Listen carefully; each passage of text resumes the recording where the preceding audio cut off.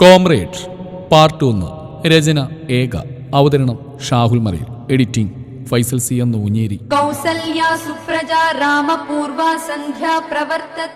അമ്പലത്തിൽ നിന്ന് ഉയർന്നു വരുന്ന എം.എസ്. സുബ്ബലക്ഷ്മിയുടെ നാദമനോഹാരിത ആസ്വദിച്ചാണ് ആ നാട് ഉണരാറുള്ളത്. പട്ടണത്തിൽ നിന്നും തെല്ലുമാറി ഗ്രാമപ്രദേശത്തിന്റെ എല്ലാ പച്ചപ്പും കോർത്തിണക്കിയ ഒരു പ്രദേശം. പുലർക്കാരെ നടക്കാനിറങ്ങിയവർക്ക് നയനങ്ങളെ കുളിരണിക്കാൻ ഉതകുന്ന ഒരുപാട് കാര്യങ്ങളുണ്ട് ഇവിടെ. നേരം പുലർന്നു വരുന്നതേയുള്ളൂവെങ്കിലും ശ്രീനിലയത്തിന് മുമ്പിൽ ആളുകൾ കൂടിയിട്ടുണ്ട്. അവിടുത്തെ പതിവ് കാഴ്ചയാണിത്. ശ്രീനിലയത്തിലുള്ള സന്തതി കളക്ടറായി ചാർജ് എടുത്തിട്ട് ഇപ്പോൾ 2 മാസം തികയാനായി. അന്നു മുതൽ ആ നാട്ടിലെ എല്ലാവരും ഓരോ പരാതിയുമായി പുലർച്ചെ അവളെ കാണാനെത്തും. വൈകിയാൽ അവൾ കളക്ടർ ഓഫീസിലേക്ക് പോകും. അതാണ് എല്ലാവരും ഇത്ര നേരത്തെ തന്നെ എത്തുന്നത്. എല്ലാവരുടെ പരാതി അവൾ ക്ഷമയോടെ കേട്ട് അതിനൊരു തീർപ്പ് കൽപ്പിക്കുമെന്ന ഉറപ്പ് അവർക്കുണ്ട്. അവർക്കൊക്കെ നാടിൻ്റെ കളക്ടറെ പറ്റി പറയാൻ 100 നാവാണ്. മിടുക്കി, പഠിച്ച സ്വന്തം നാട്ടിൽ തന്നെ ജോലി വാങ്ങി ന്യായമായ ഏതൊരു ആവശ്യമെന്ന് പറഞ്ഞാലും ആരും നിരാശയോടെ മടങ്ങിപ്പോവേണ്ടി വന്നിട്ടില്ല. അവരോരോരുത്തരും തങ്ങളുടെ ഊഴം കാത്ത് ആ വീടിൻ്റെ വരാന്തയിൽ ക്ഷമയോടെ ഇരുന്നു. മെയിൻ ഗേറ്റിൻ്റെ അവിടെ ഒരു കാർ നിർത്താതെ ഹോണടിക്കുന്ന കേട്ട് എല്ലാവരുടെയും ശ്രദ്ധ അങ്ങോട്ടേക്ക് തിരിഞ്ഞു. സെക്യൂരിറ്റി ഓടിച്ചെന്ന് ഗേറ്റ് തുറന്നു. ആരാ? വന്നിരിക്കുന്ന ആൾക്കാരോട് അയാൾ സംശയത്തോടെ ചോദിച്ചു. ഞങ്ങൾ എസ്.എൻ. കോളേജിൽ നിന്ന് വരികയാണ്, മേടത്തൊന്ന് കാണണം. അവർ വിനയത്തോടെ മറുപടി പറഞ്ഞു. ഓ, നേരത്തെ വിളിച്ചു പറഞ്ഞല്ലേ, അകത്തേക്ക് പോയിക്കോളൂ, മേഡം വിളിച്ചോളൂ, അയാൾ അവരോട് പറഞ്ഞു.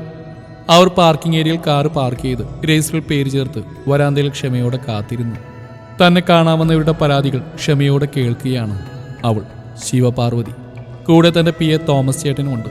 തിരക്കൊരുവിധം കഴിഞ്ഞെന്ന് തോന്നിയപ്പോഴാണ് സെക്യൂരിറ്റി ഗോപാലേട്ടൻ 2 എഴുത്തുമായി വന്ന് അത് അവൾക്ക് നേരെ നീട്ടിയത്. അവൾ പുൻസിരിയോടെ അത് വാങ്ങി.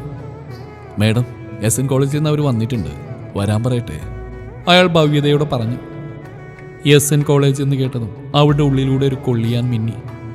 വരാൻ പറയൂ, അവൾ മുഖത്തെ പരിഭ്രമം മറച്ചു വെച്ച് പുൻസിരിയോടെ പറഞ്ഞു. അയാൾ പോവാൻ തുനിഞ്ഞതും ഒരു നിമിഷം അവൾ കയ്യിലെ ലെറ്ററിലേക്കും നോക്കി. അത് കണ്ടതും അവളുടെ കണ്ണുകളിൽ ഒരേ സമയം സന്തോഷവും സങ്കടവും മിന്നിമറഞ്ഞു. ഗോപാലേട്ടാ, ഒരു നിമിഷം, പോവാൻ നിന്ന് അയാളെ പുറകിൽ നിന്ന് വിളിച്ചു. അവരോട് കുറച്ച് സമയം കൂടെ വെയിറ്റ് ചെയ്യാൻ പറയും, ഞാൻ വിളിക്കാം. Okay madam. അയാൾ അനുസരണയോട് പുറത്തേക്ക് പോയി. എനിക്ക് കുറച്ച് സമയം ഒറ്റക്കൊന്ന് ഇരിക്കണം തോമസ് ചേട്ടാ, അവൾ അയാളെ നോക്കി വിനയത്തോടെ പറഞ്ഞു. ശരി മോളെ, ഞാൻ പുറത്തുണ്ടാവും. അയാൾ പുഞ്ചിരിയോടെ പുറത്തേക്ക് പോയി. അവൾ ആ കവറിലേക്ക് തന്നെ നോക്കിക്കൊണ്ടിരുന്നു. അതിൽ നിന്നൊരു ഇൻവിറ്റേഷൻ കാർഡ് എടുത്ത് വിറക്കുന്ന കൈകളോടെ തുറന്നു. അതിലെ ഓരോ വരികളിലും കണ്ണോടിക്കുമ്പോൾ അവളുടെ കണ്ണുകളിൽ നിന്നും കണ്ണുനീരൊഴുകി. ഞങ്ങളുടെ സഹപാഠി, മൺമറഞ്ഞു പോയ സഖാവ് അശ്വിൻ രാഘവന്റെ ഓർമ്മക്കായി സഹപാഠികൾ പണിത ലൈബ്രറി, കോളേജിലെ വിദ്യാർത്ഥികൾക്കായി നമ്മുടെ ബഹുമാനിയായ സബ് കളക്ടർ ശിവപാർവതി IAS തുറന്നു കൊടുക്കുന്നു. അത്രയും വായിച്ചപ്പോൾ തന്നെ അവളുടെ മിഴികളിൽ നിന്നും മിഴിനീർ ധാരധാരയായി ഒഴുകിക്കൊണ്ടിരുന്നു. അതിലെ ഓരോ വരികളിലേക്കും വീണ്ടും വീണ്ടും അവളുടെ മിഴികൾ ഓടി നടന്നു. തൻ്റെ സഖാവിൻ്റെ പേരിലേക്ക് നോക്കുന്തോറും വല്ലാത്തൊരു നഷ്ടബോധം അവളെ വന്ന് പൊതിഞ്ഞു. സഖാവ് ഇന്നില്ല. 6 വർഷത്തിനിടക്ക് തനിക്ക് ഇന്നും അംഗീകരിക്കാൻ കഴിയാത്ത സത്യം. അവൾ ഇരുകൈകൾ കൊണ്ടും തൻ്റെ മിഴികൾ അമർത്തി തുടച്ചു. തൻ്റെ മുന്നിലിരിക്കുന്ന ആ ലെറ്റർ എടുത്ത് പൊട്ടിച്ചു. എൻ്റെ ശിവക്കുട്ടിക്ക്, കാർത്തിയേട്ടനടാ, നീ ഞങ്ങളൊക്കെ മറന്നിട്ടില്ലെന്ന് എനിക്ക് നന്നായിട്ട് അറിയാം. അച്ചു, അവൻ ഞങ്ങളിൽ തീർത്ത നഷ്ടത്തേക്കാൾ നിന്നിൽ തീർത്ത നഷ്ടമായിരുന്നു വലുത്. എത്ര കാലം മുമ്പ് അവൻ ഓടി മറിഞ്ഞാലും അന്ന് ജീവിച്ച അതേ പ്രൗഢിയോടെ അവൻ നമ്മൾ ഓരോരുത്തരുടെയും മനസ്സിൽ ജീവിക്കുന്നുണ്ട്. നാളെ നമ്മൾ മരിച്ചാലും ആ ലൈബ്രറി ഉള്ളിടത്തോളം കാലം അവൻ്റെ നാമം എല്ലാവരും ഓർക്കും. അതിനുവേണ്ടി നീ ഒരുപാട് പരിശ്രമിച്ചിട്ടുണ്ടെന്ന് എനിക്കറിയാം. ഇൻവിറ്റേഷൻ കാർഡിനോടൊപ്പം തന്നെ നീ കണ്ടു കാണുമല്ലോ. ഇനി ഒരു സന്തോഷ വാർത്ത കൂടി. ഞാൻ വരുന്നു നിങ്ങളുടെ അടുത്തേക്ക്. എൻ്റെ അച്ചുവിൻ്റെ പേരുള്ള ലൈബ്രറി ഉദ്ഘാടന കർമ്മത്തിന് അന്ന് ഞാൻ വരും. അച്ഛനോട് ശ്യാമിനോട് പറഞ്ഞേക്ക്. അച്ചുവില്ലാതെ അവൻ്റെ വലം കൈ മാത്രം ആ മണ്ണിൽ വീണു കാലൂത്തുകയാ. അവൻ രക്തത്താൽ കുളിച്ചു കിടന്ന ആ മണ്ണിലേക്ക് ഒരിക്കലും വരില്ലെന്ന് തീരുമാനിച്ചതാ. എന്നാൽ എൻ്റെ അച്ചു മരിച്ചിട്ടില്ല. അവൻ്റെ ഓർമ്മകൾ ഉറങ്ങുന്ന ആ മണ്ണിലേക്ക് ഞാൻ വരുന്നു. ഇനിയെല്ലാം നേരിൽ കാണുമ്പോൾ പറയാം. നിർത്തുന്നു എന്ന് സ്വന്തം കാർത്തിയേട്ടൻ. ആ എഴുത്ത് അവൾ മാറോടടക്കി പിടിച്ചു. അച്ചുവേട്ടൻ്റെ തോളിലും കൈയിട്ട് ചിരിച്ചു കളിച്ചു വരുന്ന കാർത്തിയേട്ടൻ്റെ മുഖം അവളുടെ മുന്നിലേക്ക് ഓടി വന്നു.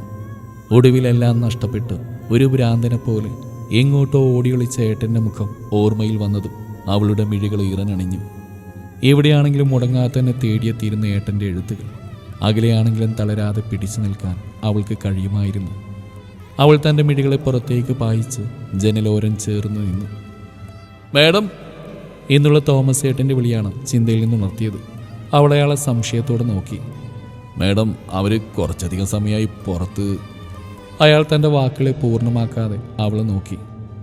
ആ, വരാൻ പറഞ്ഞേക്ക് തോമസേട്ടാ. അവൾ അയാളോട് അതും പറഞ്ഞ് തൻ്റെ ഇരിപ്പിട ലക്ഷ്യമാക്കി നീങ്ങി. മേ കമ്മി മാഡം? പുറത്തുനിന്ന് അവർ വിനയത്തോടെ ചോദിച്ചു. അവരെ കണ്ടത് അവൾ വിനയത്തോടെ എഴുന്നേറ്റ് നിന്നു. അവരോട് ഇരിക്കാൻ പറഞ്ഞ് അവളും കസേരയിലേക്ക് ഇരുന്നു. കൺമുമ്പിൽ തൻ്റെ വിദ്യാർത്ഥിനി തന്നേക്കാൾ ഉയരത്തിലിരിക്കുന്ന കണ്ടിട്ടാവും ആ മാഷിൻ്റെ കണ്ണുകളൊന്ന് തിളങ്ങി. ഇത് നമ്മുടെ കോളേജിൽ പുതുതായിട്ട് ചാർജ് എടുത്ത ആളാ. തൊട്ടടുത്ത ആളെ പരിചയപ്പെടുത്തിക്കൊണ്ട് വിനയൻ മാഷ് പറഞ്ഞു. അവളെ അയാളെ നോക്കിയാൽ ചിരിച്ചു. ഞങ്ങൾ വന്ന കാര്യം അറിയാലോ. ഔദ്യോഗികമായി ക്ഷണിക്കേണ്ടത് ഞങ്ങളുടെ കടമയാണ്. അയാളത് പറഞ്ഞ് ഇൻവിറ്റേഷൻ കാർഡ് അവൾക്ക് നേരെ നീട്ടി. അവളത് വാങ്ങി അവരോട് ബാക്കി കാര്യങ്ങളെക്കുറിച്ച് സംസാരിച്ചു. കുറച്ചു നേരം സംസാരിച്ച് അവരവിടുന്ന് പോയി. അവൾ ആ കാർഡ് ഒന്നുകൂടി എടുത്ത് അതിലൂടെ തൻ്റെ മിഴികൾ പായിച്ചു. സബ് കളക്ടർ ശിവപാർവതി എന്ന പേരിൽ അവളുടെ കണ്ണുകൾ ഉടക്കി. തൻ്റെ ജനനത്തോടെ മരിച്ച അമ്മയുടെ ഓർമ്മയ്ക്ക് വേണ്ടിയാണ് അച്ഛൻ പാർവതി എന്ന് വിളിച്ചപ്പോൾ മുത്തശ്ശിയാണ് അച്ഛൻ്റെ പേര് കൂടി ചേർത്ത് ശിവപാർവതി എന്ന് വിളിച്ചത്. പ്രണയത്തിന് ഇതിലും വലിയൊരു ഉദാഹരണമില്ലത്രേ. അമ്മയില്ലാതെ തന്നെ സ്വന്തം മോളെ നോക്കുന്ന പോലെയാണ് ചേച്ചി ലക്ഷ്മിപ്രിയ നോക്കിയത്. എന്തിനും ഏതിനും ചേച്ചി മതിയായിരുന്നു തനിക്ക്. അച്ഛൻ്റെ ലാളനയിലും മുത്തശ്ശിയുടെയും ചേച്ചിയുടെയും സ്നേഹത്തിലും താൻ സന്തോഷത്തോടെ തന്നെയാണ് വളർന്നത്. അവരുടെ പാറുക്കുട്ടി അവർക്ക് ജീവനായിരുന്നു. ആകെയുണ്ടായിരുന്നു തൻ്റെ അച്ഛൻ്റെ പെങ്ങളുടെ കുത്തുവാക്കുകൾ മാത്രമായിരുന്നു. ജനത്തോടെ തള്ളേക്കൊന്നവൾ ദോഷം ജാതക്കാരി എന്നൊക്കെ ഓപ്പോൾ പറയും. മനുച്ചേട്ടൻ്റെ കൂടെ അനിമോളുടെ കൂടെ ഒന്നും സംസാരിക്കാൻ പോലും ഓപ്പോൾ സമ്മതിക്കില്ലായിരുന്നു. അതിൻ്റെ പേരിൽ മുത്തശ്ശി ഓപ്പോൾ എന്നും വഴക്കായിരുന്നു. 10ാം ക്ലാസ്സും +2 നല്ല മാർക്കോടെ തന്നെ പാസ്സായി. സിവിൽ സർവീസ് ഒരു മോഹമായിരുന്നെങ്കിലും അതാരെയും അറിയിക്കാതെ ഉള്ളിലൊതുക്കി. അച്ഛനെ കൊണ്ട് തന്നെ അത്രയ്ക്കൊന്നും പഠിപ്പിക്കാനാവില്ലെന്ന് അവൾക്കറിയാമായിരുന്നു. നല്ല മാർക്കുണ്ടായതുകൊണ്ട് തന്നെയാണ് അവൾക്ക് SN കോളേജിൽ അഡ്മിഷൻ കിട്ടിയത്. അവിടെ മുതലാണ് തൻ്റെ ജീവിതം മാറിമറിയാൻ തുടങ്ങിയത്. ആ സമയത്ത് ചേച്ചി PGക്ക് പഠിക്കുകയായിരുന്നു. വളരെ പ്രതീക്ഷയോടെയാണ് ആ കോളേജിൻ്റെ തിരുമുറ്റത്ത് താൻ കാലുകുത്തിയത്. Excuse me madam. തൻ്റെ ചിന്തകളെ ഭേദിച്ചുകൊണ്ടാണ് ആ വിളി അവളെ തേടിയെത്തിയത്. മുന്നിലിരിക്കുന്ന ആളെ കണ്ടതും അവളൊന്ന് ചിരിച്ചു എന്ന് വരുത്തി. അവളെ നോക്കി അയാൾ ഒരു പവർഫുൾ സല്യൂട്ട് വെച്ചു കൊടുത്തു. അയാളോട് ഇരിക്കാൻ പറഞ്ഞ് അവൾ കാർത്തി അയച്ച കത്ത് അയാൾക്ക് നേരെ നീട്ടി. അത് വായിച്ചത് അയാളുടെ കണ്ണുകൾ വിടർന്നു. സത്യമാണോ ശിവ? അവൻ വരുന്നോ? നമ്മുടെ കാർത്തി വരുന്നോ? അയാൾ സന്തോഷത്തോടെ ചോദിച്ചു. അവൾ അതേ അർത്ഥത്തിൽ തലയാട്ടി. അവൻ കൂടി വന്നിട്ട് വേണം ചില കാര്യങ്ങൾ നമുക്ക് പൂർത്തിയാക്കാൻ. അത് പറഞ്ഞപ്പോൾ അയാളുടെ സ്വരം ഉറച്ചതായിരുന്നു. അന്ന് നമ്മൾ നീതിക്കായി കയറിയിറങ്ങിയ നീതിപീഠം ഇപ്പം നമ്മുടെ കൈക്കുമ്പിളിലാണ്. ഇനിയെങ്കിലും എൻ്റെ അച്ചുവിന് നീതി കിട്ടണം. അത് വാങ്ങിക്കുന്നവരെ എനിക്ക് വിശ്രമമില്ല. അയാളത് പറയുമ്പോൾ അവളുടെ കണ്ണിലും ആ പകയുടെ ജ്വാല വളരെ വ്യക്തമായിരുന്നു. അന്ന് നീതിക്കായി കയറിയിറങ്ങാത്ത ഒരിടവും ബാക്കിയുണ്ടായിരുന്നില്ല. ആരും തങ്ങളെ സഹായിക്കാൻ തയ്യാറായിരുന്നില്ല. എടാ അന്തപ്പ! അവരുടെ സംസാരത്തിന് ഭംഗം വരുത്തിക്കൊണ്ട് വാതിലിനടുത്തുനിന്ന് ആ ശബ്ദം കേട്ടതും രണ്ടാളുടെയും ശ്രദ്ധ വാതിലിനടുത്തേക്ക് തിരിഞ്ഞു. ആളെ കണ്ടത് അവരുടെ മുഖത്ത് പുഞ്ചിരി വിരിഞ്ഞു. അന്തപ്പം നിന്റെ മറ്റവളാടാ കോപ്പേ! മുഖത്ത് കപടദേഷ്യം വരുത്തിക്കൊണ്ട് അയാൾ പറഞ്ഞു. ഡാ, സ്ഥലം MLA-യോടാണ് ഈ പറയുന്നത് ഓർമ്മയണം. അയാൾ ചിരിച്ചുകൊണ്ട് അവരുടെ അടുത്തേക്ക് വന്നു. ഓ പിന്നെ, MLA അവൻ ഏത് വിവരമില്ലാത്തവനും പറ്റും. ഇത്തിരി തൊലിക്കെട്ടി മാത്രം മതി. അതുപോലെയാണ് IPS. നല്ല അസലായി പഠിച്ച് കഷ്ടപ്പെട്ട് വാങ്ങിച്ച ജോലിയാണിത്. നിന്നെക്കാൾ എന്തായാലും പവർ എനിക്ക് തന്നെ. അയാളും വിട്ടുകൊടുത്തില്ല. ഒന്ന് പോടാ, നമുക്കിടയിൽ MLA IPS ഒക്കെ വേണം വച്ചു. അവൻ നോക്കി അയാൾ പുൻസിരിയോടെ പറഞ്ഞു. Good morning madam. ശിവക്ക് നേരെ വിഷ് അയാൾ അവിടെ ഉണ്ടായിരുന്ന കസേര വലിച്ച് അതിലേക്ക് ഇരുന്നു. ശ്യാമേട്ടാ, നിങ്ങൾ രണ്ടും എന്നെ മേഡം എന്ന് വിളിക്കുമ്പോൾ എനിക്ക് എന്തൊരു വല്ലാത്ത അകലം ഫീൽ ചെയ്യുന്നു കേട്ടോ. അവൾ അയാളോട് പരിഭവം നടിച്ചു. എന്തുകൊണ്ട് നിന്നെ അങ്ങനെ വിളിക്കുന്ന ഞങ്ങൾക്ക് അഭിമാനം തന്നെയാടോ. അത്ര കണ്ട് ത്യാഗങ്ങൾ സഹിച്ചിട്ടുണ്ട് നീ ഈ പദവിയിലേക്കെത്താൻ. ശ്യാമ അവളെ നോക്കിക്കൊണ്ട് പറഞ്ഞു. അതെനിക്ക് താങ്ങും തള്ളായിട്ട് നിന്ന് നിങ്ങളാ. നിങ്ങളില്ലെങ്കിൽ ഇന്ന് ഈ പദവിയിൽ ഞാനില്ലല്ലോ. അവൾ വിഷമത്തോടെ മിഴികൾ താഴ്ത്തി പറഞ്ഞു. ഞങ്ങൾ അച്ചുവിൻ്റെ സ്വപ്നമായിരുന്നില്ലേ നിന്റെ IAS. അവനില്ലാത്ത സമയത്ത് അവൻ്റെ പെണ്ണിനെ ഞങ്ങൾക്ക് ഒറ്റയ്ക്കിടാൻ പറ്റുമോ? അങ്ങനെ ചെയ്താൽ അവൻ്റെ ആത്മാവ് പോലും ഞങ്ങളോട് പൊറുക്കില്ല. ഒന്ന് നിർത്തിയതിനു ശേഷം അവളെ നോക്കി ശ്യാം തുടർന്നു. ഇനി ആകെയുള്ള സങ്കടം നിങ്ങൾ രണ്ടുപേരും. ഒരാൾ മൺമറഞ്ഞ പ്രണയത്തിൽ ജീവിക്കുമ്പോൾ മറ്റൊരാൾ തൻ്റെ പ്രണയത്തെ ഉള്ളിലിട്ട് ജീവിക്കുന്നു. അയാൾ അച്ചായനെ നോക്കി പറഞ്ഞു. ഇനിയെങ്കിലും രണ്ടാൾക്ക് ഒരുമിച്ച് കൂടെ. അതുതന്നെയാവും നമ്മുടെ അച്ചു ആഗ്രഹിക്കുന്നത്. ദയവ് ചെയ്തൊന്ന് നിർത്തി ശ്യാമേട്ടാ. അയാളെ പറഞ്ഞ് മുഴുമിക്കാൻ സമ്മതിക്കാതെ അവൾ കയറി പറഞ്ഞു. ഞാൻ എത്ര തവണ പറഞ്ഞു കഴിഞ്ഞു ഇതിനുള്ള ഉത്തരം. ഇനിയും നിങ്ങളെന്താ അത് മനസ്സിലാക്കാത്തത്? എൻ്റെ സഖാവെ ഈ ഭൂമിയിൽ ഇല്ലാതായിട്ടുള്ളൂ. ഞങ്ങളുടെ പ്രണയം നശിച്ചിട്ടില്ല, നശിക്കുകയില്ല. എൻ്റെ മരണം വരെ അതെനിൽ ജീവിക്കും. മറക്കാൻ പറയാൻ എല്ലാവർക്കും പറ്റും. പക്ഷെ മറന്നു കളയുന്നത് സ്വന്തം ജീവനെ തന്നെയാണെന്ന് ആരും നാം മനസ്സിലാക്കാത്തത്. നിറക്കണ്ണുകളോട് അവൾ തുടർന്നു. ദയവ് ചെയ്ത് അച്ചായൻ വേറെ വിവാഹം കഴിക്കണം. എന്നെ ഓർത്ത് കാലം കഴിക്കേണ്ടതില്ല. അമ്മച്ചിക്ക് സ്നേഹിക്കാൻ ഒരു മോള് വേണം, വേറെ ആരുമില്ല ആ പാവത്തിന്. അവൾ ദയനീയമായി അച്ചായനോട് പറഞ്ഞു. ഇതിന് നീ പറഞ്ഞ ഉത്തരേ എനിക്കും പറയാനുള്ളൂ. എൻ്റെ പ്രണയം എൻ്റെ മനസ്സിലാണ്. അത് വേണ്ടെന്ന് വെക്കാൻ പറയാൻ ആർക്കും അവകാശമില്ല. അച്ചു നെഞ്ചിലേറ്റുന്നതിന് മുമ്പ് ഈ ആൻ്റണി നെഞ്ചിലേറ്റിയ പെണ്ണാ നീ. ഒടുവിൽ ചങ്കായി കൂടിയവൻ്റെ ചങ്കിടിപ്പ് നീയാണെന്ന് അറിഞ്ഞപ്പോൾ ആരെയും ഒന്നും അറിയിക്കാതെ വഴിമാറി നടന്നു. ഇന്നിപ്പോൾ ജീവനായി കൊണ്ടുനടന്ന പെണ്ണ് ജീവിതം നഷ്ടപ്പെട്ട് നിൽക്കുമ്പോൾ ഞാൻ മാത്രം പുതിയ ജീവിതം തുടങ്ങണം അല്ലേ? എൻ്റെ പ്രണയത്തിൽ ജീവിച്ച് മരിക്കാൻ തന്നെയാണ് എൻ്റെയും തീരുമാനം. അതിലാരും കൈ കടത്തേണ്ടതില്ല. അത് പറയുമ്പോൾ അച്ചായൻ്റെ സ്വരം കടുത്തായിരുന്നു. അയാൾ ദേഷ്യത്തോടെ അവിടെ നിന്നും പോയി. ശിവദയനീയമായി ശ്യാമിനെ നോക്കി. അവൻ എന്തു പറയണമെന്നറിയാതെ മിഴിച്ചു നിൽക്കുകയായിരുന്നു. പുറത്തെ തൂണിൽ ചാരി ദേഷ്യത്തിൽ നിൽക്കുകയായിരുന്നു അച്ചായൻ. അയാളുടെ ഉള്ളിൽ ഒരു കടലിരമ്പുന്നുണ്ട്. ആരും കാണാതെ പോയ ഒരു സ്നേഹത്തിൻ്റെ ആഴക്കടൽ. അയാളുടെ ഓർമ്മകൾ താൻ ആദ്യമായി ശിവയെ കണ്ട രംഗം ഓടി വന്നു. അമ്മച്ചിക്ക് സുഖമില്ലെന്ന് പറഞ്ഞ് വീട്ടിൽ നിന്ന് വിളി വന്നപ്പോൾ വെപ്രാളപ്പെട്ട ഒരു ഷോർട്ട് കട്ട് വഴി വേഗം വീട്ടിലെത്താൻ ബൈക്ക് പറപ്പിക്കുകയായിരുന്നു താൻ. തൻ്റെ പുറകിൽ ആൻറ്റിയുടെ മകൻ ജെയിംസുമുണ്ട്. അവനോട് പിടിക്കാൻ പറഞ്ഞ് ഞാൻ വണ്ടി ഫുൾ സ്പീഡിൽ വിട്ടു. എൻ്റെ അമ്മച്ചിക്കൊന്നും പറ്റിയതെന്ന് മാത്രമേ മനസ്സിലുണ്ടായിരുന്നുള്ളൂ. സ്വന്തമെന്ന് പറയാൻ എനിക്ക് അമ്മച്ചിയും അമ്മച്ചിക്ക് ഞാനും മാത്രമേ ഉണ്ടായിരുന്നുള്ളൂ. ചാച്ചൻ ചെറുപ്പത്തിൽ തന്നെ മരിച്ചു. ഇട്ടുമൂടാൻ സ്വത്തുള്ളത് കൊണ്ട് ജീവിക്കാൻ ബുദ്ധിമുട്ടുണ്ടായില്ല. ചാച്ചൻ പോയതിൻ്റെ ഒരു കുറവും വരുത്താതെയാണ് അമ്മച്ചി എന്നെ വളർത്തിയത്. എന്നും എൻ്റെ ഒരു നല്ല സുഹൃത്താണ് അമ്മച്ചി. അമ്മച്ചിയെ കാത്തോളനെ കർത്താവെന്ന് മനസ്സിൽ വിചാരിച്ച് ഞാൻ വണ്ടി ഒരു വളവിലോട്ട് കയറ്റിയതും എവിടെ നിന്നോ ഒരു പെൺകുട്ടി ഞങ്ങളുടെ മുമ്പിലേക്ക് ചാടി വീണു. വളവായതുകൊണ്ട് ഞാൻ വണ്ടി സ്പീഡ് കുറച്ച കാരണം വണ്ടി സൈഡിലേക്ക് മറിഞ്ഞെങ്കിലും എനിക്ക് വണ്ടിക്ക് യാതൊരു കുഴപ്പവും പറ്റിയില്ല. ഞാൻ കലിപ്പിൽ അവിടെ അടുത്തേക്ക് പോയി. ഉരഞ്ഞ മുട്ട് പൊത്തിപ്പിടിച്ച് പേടിയോടെ നിൽക്കുന്ന അവളെ കണ്ടതും ഞാനൊരു നിമിഷം അമ്മയെപ്പോലും മറന്നുപോയി. ചുവന്ന പട്ടുപാവാടയിൽ പിടക്കുന്ന മാൻമിഴികളും വിറയാർന്ന ചുണ്ടും ഒരപ്സരസ് വന്ന് മുന്നിൽ നിൽക്കുന്ന പോലെ തോന്നി. എവിടെ നോക്കിയാടി നടക്കുന്നത്? നിനക്ക് ചാവം വേറെ വണ്ടിയൊന്നും കിട്ടിയില്ലേ? ഞാൻ അവിടെ നോക്കി അങ്ങനെ നിൽക്കുമ്പോഴാണ് എൻ്റെ പുറകിൽ നിന്ന് അപശബ്ദം കേട്ടത്. ഓഹ്, ഇവനിത് നശിപ്പിച്ചു എന്നു മനസ്സിൽ വിചാരിച്ച അവനെ നോക്കി ഞാൻ ഞെട്ടിപ്പോയി. രണ്ട് കൈയും മുറിവും പറ്റി നെറ്റിയിൽ നിന്ന് ചോര ഒലിപ്പിച്ച് നിൽക്കുകയാണ് അവൻ. അവൻ്റെ നിപ്പ് കണ്ട ചിരി വരും. ഞാൻ അവൻ്റെ അടുത്തേക്ക് ഓടിച്ചെന്നു. ജെയിംസുട്ടി, എന്തെങ്കിലും പറ്റിയോ? ഞാൻ അവനെ നോക്കി ചോദിച്ചു. ഇല്ലടാ, വണ്ടിയിൽ നീയും സേഫായി. എൻ്റെ കാര്യത്തിലൊരു തീരുമാനമായി. അവൻ ആ മുറിവിലേക്ക് നോക്കി പറഞ്ഞു. ഈ വടയക്ഷി എന്ത് ധൈര്യത്തിലാടാ നമ്മുടെ മുമ്പിലേക്ക് ചാടിയത്? ഇവനിത് നിർത്തുന്നില്ലല്ലോ കർത്താവേ, ഞാൻ മനസ്സിൽ പറഞ്ഞു. അവൻ്റെ അട്ടാസം കൂടി ആയപ്പോൾ ആ കുട്ടി ആകെ പേടിച്ച മട്ടുണ്ട്. രണ്ട് കണ്ണിൽ നിന്നും ഡാം തുറന്നിട്ട പോലെ വെള്ളം വരാൻ തുടങ്ങി. അതുകൂടി കണ്ടപ്പോൾ എൻ്റെ സകല നിയന്ത്രണവും പോയി.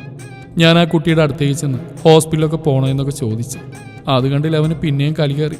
അവൻ ഓരോന്നൊക്കെ വീണ്ടും പറയാൻ തുടങ്ങി. ഞാൻ അവൻ്റെ വായ പൊത്തി. ഒരു തരത്തിലൊക്കെ സമാധാനിപ്പിച്ച ആ കുട്ടിയെ നോക്കിയപ്പോൾ അവൾ അവിടെയില്ല, എങ്ങോട്ടോ മാഞ്ഞുപോയി. പിന്നെ വീട്ടിൽ ചെന്ന് അമ്മച്ചിയെ ഹോസ്പിറ്റലാകാൻ തിരക്കിലായിപ്പോയി ഞാനും. എന്നാലും ഞാൻ അവളെക്കുറിച്ച് അന്വേഷിച്ചുകൊണ്ടിരുന്നു. പല രാത്രികളിലും പിടക്കുന്ന ആ മാൻമിഴി എൻ്റെ ഉറക്കം കെടുത്തി. നീ ഇവിടെ നിൽക്കണോ? പോണ്ട് നോക്ക്. ശ്യാമിൻ്റെ ശബ്ദമാണ് ചിന്തയിൽ നിന്ന് ഉണർത്തിയത്. ശിവയോട് യാത്ര പറഞ്ഞ് അവരവിടെ നിന്ന് ഇറങ്ങി. അവളും ഓഫീസ് കാര്യങ്ങളുമായി തിരക്കിലായി. വൈകിട്ട് വീട്ടിലെത്തിയപ്പോൾ തന്നെ കണ്ടു തന്നെയും കാത്ത് ഉമ്മറപ്പടിയിലിരിക്കുന്ന അച്ഛനെ. ഇവിടെ ഇപ്പോൾ അച്ഛനും ഞാനും, എനിക്ക് അച്ഛനും മാത്രമേ ഉള്ളൂ. ചേച്ചി കല്യാണം കഴിഞ്ഞപ്പോൾ ബാംഗ്ലൂരിലാണ്. 2 ആൺമക്കളുണ്ട്. സിദ്ധാർത്ഥ എന്ന സിദ്ധുവും സച്ചിൻ എന്ന സച്ചും. ഒഴിവ് കിട്ടുമ്പോഴൊക്കെ ചേച്ചി ഓടിയെത്തും ഞങ്ങളുടെ അടുത്തേക്ക്. മുത്തശ്ശി മരിച്ചിട്ട് ഇപ്പോൾ 2 വർഷമായി. എൻ്റെ ജീവിതത്തിലെ ദുരന്തങ്ങളെല്ലാം കണ്ടുകൊണ്ടാവാം അച്ഛനിപ്പോൾ എൻ്റെ യുവാക്കാര്യത്തെക്കുറിച്ച് സംസാരിക്കാറില്ല. അതെനിക്ക് വലിയൊരു ആശ്വാസം തന്നെയാണ്. അവൾ നേരെ അകത്ത് കയറി ഫ്രഷായ ശേഷം അച്ഛനുമായി കുറച്ചു നേരം സംസാരിച്ചിരുന്നു. ഫുഡ് കഴിച്ച് കുറച്ച് ഫയലുകൾ നോക്കി കഴിഞ്ഞപ്പോഴേക്കും രാത്രിയേറെ വൈകിയിരുന്നു. റൂമിലേക്ക് ചെന്നപ്പോൾ തന്നെ കേട്ടു നിർത്താതെ അടിക്കുന്ന തൻ്റെ ഫോണിൻ്റെ ശബ്ദം. ഡിസ്പ്ലേയിൽ തെളിഞ്ഞ പേര് കണ്ടതും അവളുടെ ചുണ്ടിലൊരു ചിരി വിടർന്നു. ആൻസർ ബട്ടൺ അമർത്തി കാതോരം വെച്ചപ്പോൾ തന്നെ കേട്ടു ആ നേരത്തെ ശബ്ദം. കൽബേ. ആ വിളിയിൽ അവളുടെ കണ്ണും മനസ്സും ഒരുപോലെ നിറഞ്ഞു. സുഖാണോടാ?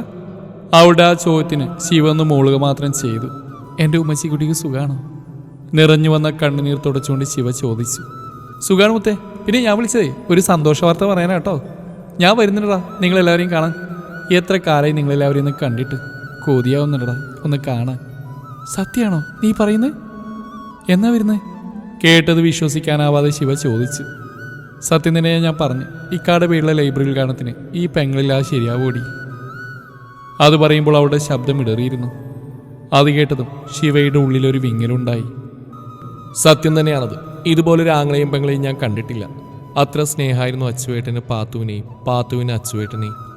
രണ്ടുപേരുടെയും സ്നേഹം കണ്ട് ഞാൻ അസൂയയോടെ നോക്കി നിന്നിട്ടുണ്ട് പലതവണ.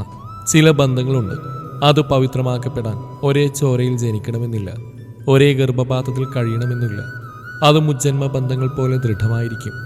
അതിൻ്റെ കെട്ടുറപ്പ് സ്നേഹം കൊണ്ടായിരിക്കും, ഒരിക്കലും തകരില്ല. നീ എന്തൊന്നും പറയാത്ത? തൻ്റെ ചിന്തകളെ ഭേദിച്ചുകൊണ്ട് പാത്തുവിൻ്റെ ശബ്ദം അവളുടെ കാതുകളിലേക്ക് എത്തി. അതിനവൾ മറുപടിയൊന്നും പറയാൻ നിന്നു. എനിക്കറിയാം നീ ഇപ്പം ഇക്കാനെ ഓർക്കുകയായിരിക്കുന്നു. ഇവിടെ ഞാൻ നിന്നോട് എന്ത് പറഞ്ഞിട്ട് കാര്യമില്ല. പാത്തു ചെറിയ വിഷമത്തോടെ പറഞ്ഞു. സങ്കടപ്പെടരുത് എൻ്റെ കൽബ്, അത് ഇക്കാക്ക് സഹിക്കൂല. അവൾ ആശ്വാസവാക്കുകളോടെ ശിവയോട് പറഞ്ഞു.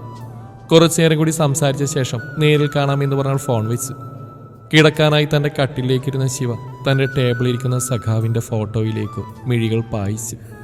അവൾ പതിയെ നടന്നു ചെന്ന് ആ ഫോട്ടോ കയ്യിലെടുത്തു. കണ്ണുകളിൽ നിന്ന് അടർന്നു വീഴുന്ന കണ്ണുനീർ തുള്ളികൾ ഒരു കരം കൊണ്ട് മെല്ലെ തുടച്ചു മാറ്റി. എന്തിനായിരുന്നു സഖാവേ എന്നെ തനിച്ചാക്കി പോയത്? ഇന്ന് ഞാൻ അനുഭവിക്കുന്ന വേദന വല്ലതും നീ അറിയുന്നുണ്ടോ? പണ്ട് നമ്മൾ ഒരുമിച്ച് നെയ്തു കൂട്ടിയ സ്വപ്നങ്ങൾക്ക് ഇന്ന് ക്യാൻവാസിൽ നിറം പകർത്താൻ ഞാൻ തനിച്ചായി പോയല്ലോ. നിന്റെ കൂടെ ഞാൻ ചെലവഴിച്ച ഏറ്റവും സന്തോഷകരമായ നിമിഷങ്ങളാണ് ഇന്ന് ഏറ്റവും കൂടുതൽ ഓർത്ത് ഞാൻ കരയുന്നത്. രാത്രിയുടെ ദൈർഘ്യം ഒറ്റപ്പെടലിൻ്റെ ആഴം എനിക്ക് കാണിച്ചു തരുന്നു. എൻ്റെ കണ്ണുനീരൊപ്പേണ്ട നിന്റെ കൈകളിൽ നിന്ന് നിശ്ചലമാക്കപ്പെട്ടിരിക്കുന്നു. മറവി എന്ന 3 അക്ഷരത്തിന് മരണമെന്ന 3 അക്ഷരത്തോടാണ് പ്രിയമെന്ന് എൻ്റെ ജീവിതം എനിക്ക് പഠിപ്പിച്ചു തന്നു. മോളുറങ്ങിയില്ലേ? പിന്നിൽ നിന്ന് അച്ഛൻ്റെ ശബ്ദം കേട്ടതും അവൾ കയ്യിലെ ഫോട്ടോ ടേബിളിൽ വെച്ച് കണ്ണുകളെ അമർത്തി തുടച്ച് എന്നിട്ട് അച്ഛനെ നോക്കിയൊന്ന് പുഞ്ചിരിച്ചു. അതിലുണ്ട് അതിനുള്ള ഉത്തരം. ആ വയസ്സിന് അത് വായിക്കാൻ തുടങ്ങിയിട്ട് നാളുകളേറെയായി. സങ്കടം അയാളുടെ കണ്ണുകളിൽ നിഴലിച്ചു. നീ എന്താടാ ഈ മഞ്ഞുമൊത്തം കൊണ്ട് വല്ല അസുഖം വരുത്തി വെക്കാനാണോ ഇവിടെ വന്ന് കിടക്കുന്നത്? പുറത്തെ തിണ്ണയിൽ നിലാവ് നോക്കി കിടക്കുന്ന അച്ചായൻ്റെ അരികിലേക്കായി അമ്മച്ചി അതും ചോദിച്ചുകൊണ്ട് ചെന്നു. ഈ മഞ്ഞുകൊണ്ടൊന്നും എനിക്ക് യാതൊരു അസുഖവും ഇല്ലെന്ന് മറ്റാരെക്കാൾ എൻ്റെ ത്രേസിക്കുട്ടിക്ക് നന്നായിട്ട് അറിയില്ലേ? അവൻ കിടന്നെടുത്ത് എണീറ്റുകൊണ്ട് ചോദിച്ചു. എടാ മോളെന്താ വിളിക്കാത്തേ? അവർ പരിഭവത്തോടെ പറഞ്ഞു. അയാൾക്ക് ചിലപ്പോൾ തിരക്കായിരിക്കും അമ്മ, മുമ്പത്തെ പോലെ അല്ലല്ലോ, നാടിൻ്റെ കളക്ടറല്ലേ, അതിൻ്റെതായ തിരക്കാണാതിരിക്കുമോ? അയാൾ അമ്മച്ചിയുടെ മടിയിലായി തലവെച്ചുകൊണ്ട് പറഞ്ഞു. എത്ര തിരക്കാണെങ്കിലും എന്നെ വിളിക്കാതെ ഒരു ദിവസം പോലും അവൾ ഉറങ്ങിയിട്ടില്ല. അത് ചിലപ്പോൾ ഇന്ന് ശ്യാമ വിവാഹകാര്യത്തെക്കുറിച്ച് പറഞ്ഞുകൊണ്ടായിരിക്കും വിളിക്കാത്തത്. അവൾ വിളിച്ചോളൂ എൻ്റെ ത്രേസിയെക്കുറിച്ച് എന്നും പറഞ്ഞ് അയാൾ അമ്മയുടെ കവിളിലൊന്ന് പിടിച്ചു. അവൾ ഒരിക്കലും നിന്റെ ജീവിതത്തിലേക്ക് വരില്ല മോനെ, അത് മറ്റാരെക്കാളും നന്നായിട്ട് എൻ്റെ മോനറിയാം. പിന്നെ എന്തിനാ എൻ്റെ മോൻ മോൾക്ക് വേണ്ടി കാത്തിരിക്കുന്നു? എൻ്റെ കണ്ണടയ്ക്കുന്നതിന് മുമ്പ് എൻ്റെ മോനൊരു കുടുംബമുണ്ടായി കാണാനുള്ള ആഗ്രഹം കൊണ്ട് പറയാം, നീ വേറൊരു വിവാഹം കഴിക്കണം. അത് കേട്ടത് അയാൾ അമ്മച്ചിക്ക് നേരെ ഒന്ന് പുഞ്ചിരിച്ചു. ആരും ഇത് എന്നൊന്നും മനസ്സിലാക്കാത്തത്. എല്ലാ കാര്യവും ഞാൻ എൻ്റെ അമ്മച്ചിയോട് പറയാറില്ലേ, എന്നിട്ടും അമ്മച്ചി പോലും ഇങ്ങനെയാണ് എന്നോട് സംസാരിക്കുന്നത്. ഒരിക്കൽ വിട്ടുകളഞ്ഞല്ലേ ഞാനല്ല, ഒന്നും വേണ്ട എന്ന് പറഞ്ഞ് ഉപേക്ഷിച്ചതല്ലേ, എന്നിട്ട് എന്തുണ്ടായി? ജീവനേക്കാളേറെ സ്നേഹിച്ച പെണ്ണ് നഷ്ടപ്പെട്ടു പോയ പ്രണയത്തിൽ ജീവിക്കുകയാണ്. അവളൊരു ജീവിതമില്ലാതെ നിൽക്കുമ്പോൾ എങ്ങനെയാണമ്മ ഞാനൊരു ജീവിതം ഉണ്ടാക്കുന്നത്? പ്രണയം അത് ഓരോരുത്തരുടെയും മനസ്സിലുള്ള വികാരമാണ്. നേടുന്നത് മാത്രമല്ല, കൈവിട്ട് കളയുന്നതും പ്രണയം തന്നെയാണ്. ഒരിക്കലും സ്വന്തമാവില്ലെന്നറിഞ്ഞിട്ടും വിട്ടുകളയാൻ തോന്നാത്തതും. എൻ്റെ പ്രണയം എൻ്റെ കൺമുമ്പിൽ നിൽക്കുമ്പോൾ ഞാൻ ഒരിക്കലും അത് മറന്ന് ജീവിക്കില്ല. അവൾ എൻ്റെ ജീവിതത്തിലേക്ക് വന്നാലും ഇല്ലെങ്കിലും അവളല്ലാതെ എൻ്റെ പ്രണയത്തിനൊരു അവകാശമില്ല. ദയവ് ചെയ്ത് ആരും ഇക്കാര്യത്തെക്കുറിച്ച് എന്നോട് പറയരുത്. അത് പറയുമ്പോൾ അയാളുടെ സ്വരം ഇടറിയിരുന്നു. അമ്മച്ചിയെ ഒന്ന് തിരിഞ്ഞു പോലും നോക്കാതെ അയാൾ അകത്തേക്ക് പോയി. തൻ്റെ മോൻ നടന്നകലിൽ നിന്ന് നോക്കി അവർ അവിടെ തന്നെ നിന്നു. പുലർച്ചെ കുളി കഴിഞ്ഞ് ഈറന്മാറി മുടി തുവർത്തിക്കൊണ്ട് നിൽക്കുമ്പോഴാണ് താഴെ സെക്യൂരിറ്റി ഗോപാലേട്ടനോട് കുശലം പറഞ്ഞു നിൽക്കുന്ന അമ്മച്ചി അവളുടെ ശ്രദ്ധയിൽപ്പെട്ടത്. അവരെ കണ്ടതും അവളുടെ മുഖത്ത് 1000 പൂർണ്ണ ചന്ദ്രന്മാർ മിന്നി മറഞ്ഞു. ഞൊടിയിടയിൽ തന്നെ അവൾ ഓടിച്ചെന്ന് മുറ്റത്തെത്തി. ഓടിച്ചെന്ന് അമ്മച്ചിയെ കെട്ടിപ്പിടിച്ചു. അവരും സന്തോഷത്തോടെ അവളെ കെട്ടിപ്പിടിച്ച് സ്നേഹത്തോടെ നെറുകയിൽ ചുംബിച്ചു. ഇതെന്താ അമ്മച്ചി ഇത്ര കാലത്ത് തന്നെ ഇങ്ങോട്ടേക്ക്? അവൾ തെല്ല അത്ഭുതത്തോടെ ചോദിച്ചു. അതെന്താ, എൻ്റെ മോളെ കാണാൻ എനിക്ക് വന്നൂടെ? നീയല്ലേ അമ്മച്ചിയെ മറന്ന് ഇന്നലെ ഒന്ന് വിളിച്ച പോലും ഇല്ല. അവർ തെല്ല് സങ്കടത്തോടെ പറഞ്ഞു. അയ്യോ അമ്മച്ചി, ഞാൻ മറന്നല്ല, ഇന്നലെ പാത്ത് വിളിച്ച് ഫോൺ വെച്ചപ്പോൾ ഒത്തിരി വൈകിപ്പോയി. അമ്മച്ചി ഉറങ്ങിക്കാണെന്ന് വിചാരിച്ചിട്ടാണ് ഞാൻ വിളിക്കാണ്ടിരുന്നു. അവൾക്ക് സുഖമല്ലേ? എനിക്ക് വിളിച്ചിട്ടിപ്പോൾ 2 ആഴ്ചയായി. അവിടെ മോൻ്റെ പനിയൊക്കെ മാറിയോ?